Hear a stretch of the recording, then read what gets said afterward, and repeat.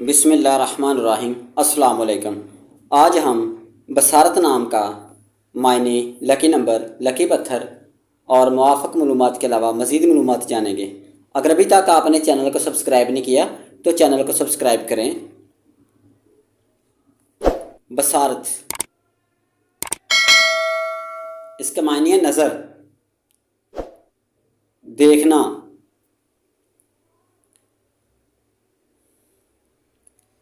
इसके कमरी दाद 693 हैं।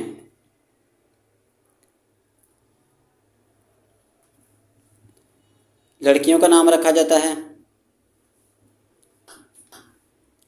अरबी ज़बान का है और इसका मज़हब इस्लाम है। बसारत का लकी नंबर 5 है।